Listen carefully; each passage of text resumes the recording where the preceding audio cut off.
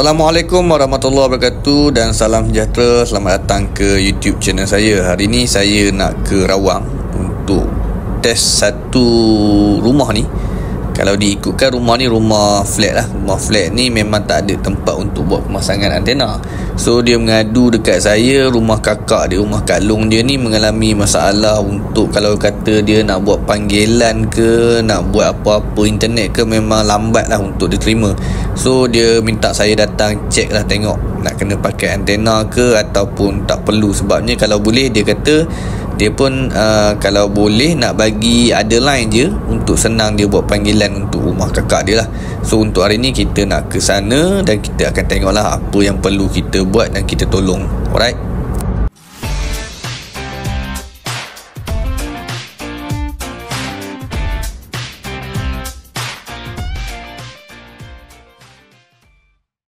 Tuan rumah ni ada beli satu modem jenama OLAC, tapi dia cutting sebiji lah, sama macam modem logo 5G yang biasa ada di pasaran tu. Tapi dia version yang jenama OLAC lah. Kalau kita tengok dekat kotak ni memang OLAC punya 5G CPE ni. Dia jenis sama je pattern dia, logo biru tu, stiker biru tu. So kita akan buat pemasangan. Kita akan check dulu lah telco apa yang paling okey untuk dia guna pakai. Kalau diikutkan memang saya kalau nak buat pemasangan antena pun saya tak tahu nak buat pemasangan dekat mana, sebab rumah flat sekarang ni yang kita duduk ni. So lepas kita dah buat pemasangan SIM card apa semua, kalau kita tengok dekat sini memang tak ada masalah, naik kepada logo 5G. So logo 5G memang naik, kita boleh terus buat speed test lah. Kalau nak diikutkan, kalau dah dapat kepada rangkaian 5G ni memang tak perlu nak buat pemasangan antena. Cuma kita nak kena tengok dululah speed dia tu dalam keadaan stabil ke tak stabil. Andai kata kalau tak stabil, memang kita nak kena pakai antena lah.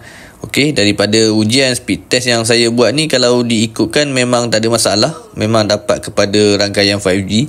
Cuma modem dia ni nak kena duduk dekat kawasan-kawasan yang tertentu baru naik 5G.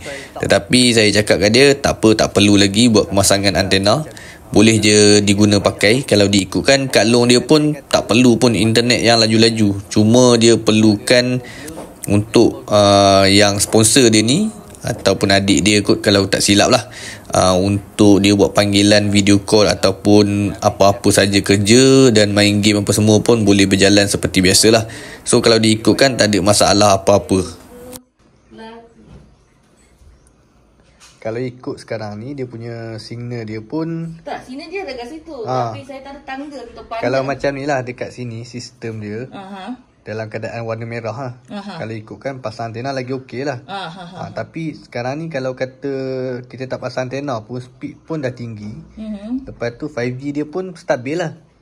Kalau 5G dia tak stabil, sekejap LTE, sekejap 5G, sekejap LTE, sekejap 5G, yang tu memang kena pasang antena. Sekarang ni dia boleh dah. Tadi dia memang tak ada jalan langsung internet. Dia OLAC. Dia ada dua. OLAC 2.4 dengan OLAC 5G. 5G. Nak pakai mana-mana pun tak apa. Oh, ni OLAC kalau lah. OLAC 5G ni laju sikit, kalau 2.4 ni slow sikit. Okey. Tapi 5G ni kalau kita keluar, dia dah signal tu hilang. Kalau 2.4 kita keluar, 2.4 tu masih lagi dapat. Beza dia kat situ lah. Okey, connect yang mana-mana. Connect ni lah. Password 1 sampai 0. Untuk modem wifi, tuan rumah dia minta kita pasang dekat dinding. So kita pasang je lah dekat situ, cuma extension sajalah kita tarik. Tapi bila kita pasang dekat situ, dapat kepada LTE sahajalah untuk 4G. Sebabnya SIM card yang tuan rumah ada ni adalah SIM card DG sahaja. So DG dia tak support kepada 5G. Kalau nak dapat kepada 5G, memang nak kena tukar plan 5G lah. So untuk DG pun boleh je pakai, tak ada masalah. Tuan rumah pun bukan nak internet laju-laju, cuma dia boleh buat panggilan tu memang dah cukup okey dah untuk buat panggilan dekat Kak Long dia. So dah tak ada masalah apa sangat lah. Tapi kalau kata dia nak buat pemasangan antena nanti, dia akan roger kita dan kita akan cuba buat bracket custom ke macam mana untuk pasang dekat rumah sini. Macam dalam keadaan sekarang ni pun memang dah cukup okey. Kalau diikutkan dalam rumah pun tak ramai sangat yang guna pun, 2-3 orang saja yang guna. Janji tuan rumah kata dia boleh buat panggilan dekat Kak Long dia pun dah okey dah tak ada masalah lah untuk pemasangan hari ni. Untuk rumah flat yang dekat area sini yang saya nak buat pemasangan ni adalah rumah yang ni. Kalau diikutkan tingkat dia ni paling bawah sekali. So kalau nak pasang pun memang tak tahu nak pasang dalam keadaan yang macam mana, sebab sebelah sana semua dah di blocking.